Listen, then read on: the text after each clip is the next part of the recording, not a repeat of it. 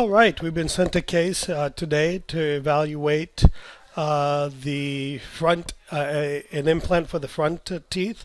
The notes mention from this dentist that tooth number 6 and 11 are the patient and the dentist are both afraid of the amount of stress of placing a 6-unit bridge on endodontically treated teeth with posts, and the patient would and the dentist would like to opt for options to place a implant supported bridge to replace 7, 8, 9, 10.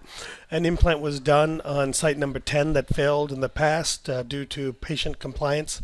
So we wanted to evaluate the plan. And like always, I start these cases with the determination of analog or digital. And in this particular case, we're going to go with the digital workflow because we have 3 teeth there and 3 teeth there that are relatively restoration free and the ability to get great CEREC integration here. What this does require, though, in my opinion, is a CEREC scan that comes from here all the way to there at a minimum. Okay, so I would want my CEREC scan to go from molar to molar, quite honestly second molar to second molar, for full guide support, and especially anytime I'm doing anterior teeth, I want there to be absolute precision with my implant, and we know that the fit of your guide will affect the overall precision of your implant. So now that we've got that out of the way, the next step we can take a look is the impression they took, and here we can see our OmniCam impression was integrated and integrated quite accurately, and we can see that a full arch scan was taken. So we're comfortable now at this stage to say that our next step would be implant placement or grafting, where the next step would be moving forward. We would not need the patient back again.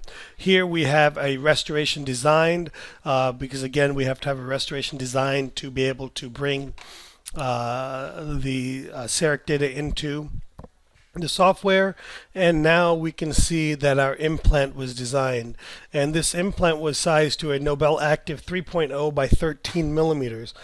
Now, I know why most people plan 3.0s, and I think it's somewhat nice that implant companies have these implants available for us, but my issue with the 3.0 implant, having done about half a dozen or so of these, is that the prosthetic connection is different from the narrow platform and obviously from the regular platform.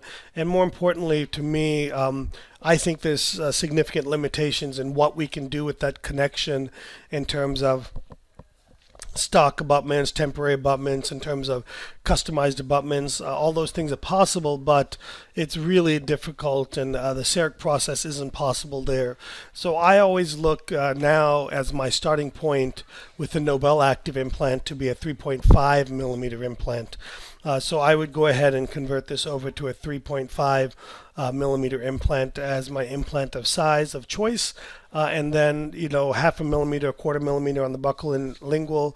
I don't think at the end of the day should make that big of a difference in being able to place the implant or not.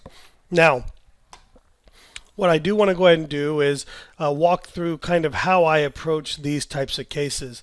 So here we can already see that a previous implant was placed in site number 10 and site number 7, and it looks like we're going to be adding an implant in site number 10.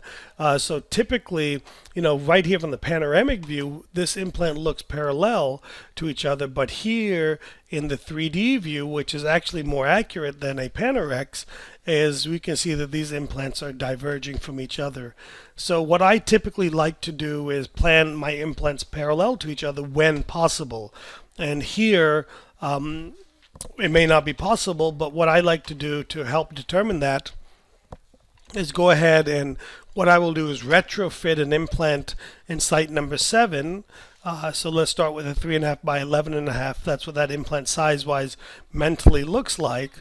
And then what I will actually do is place this implant on top of, place the virtual implant onto the old implant, just like so. And here we can see I'm just taking a few minutes to get everything relatively lined up. Now again, because of beam hardening and things along those nature, it's going to be a little bit harder to get this perfect, but I can get it pretty darn close and have a good idea of where angulation and everything this implant was placed at.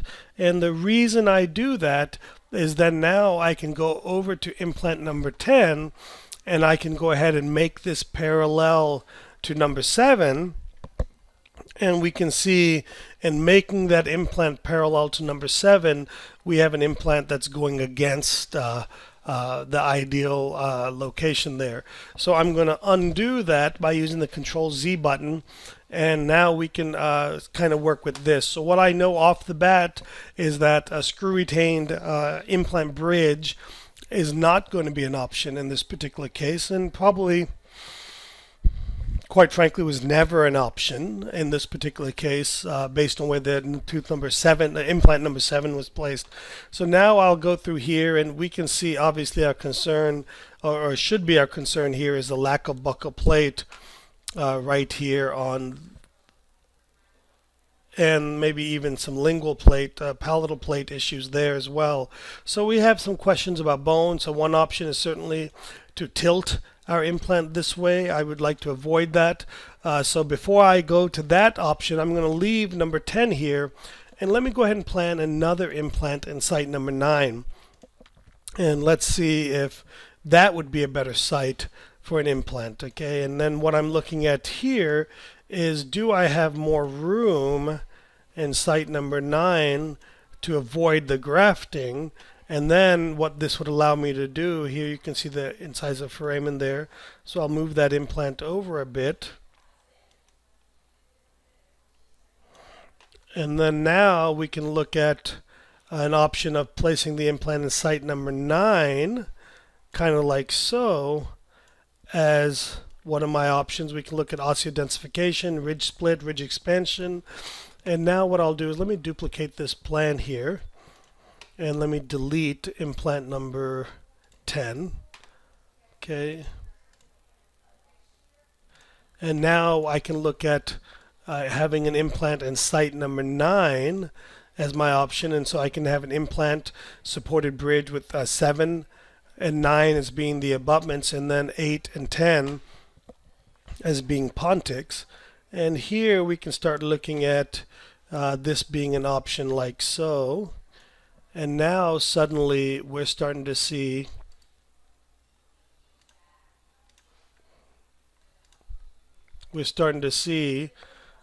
some more options here. Now here I can see my implant is quite a bit too lingual. Okay, that's why it's important to see all of these things here. So even as I plan this more and more, and now I'm starting to see that even placing that implant there is going to leave a thin buccal plate.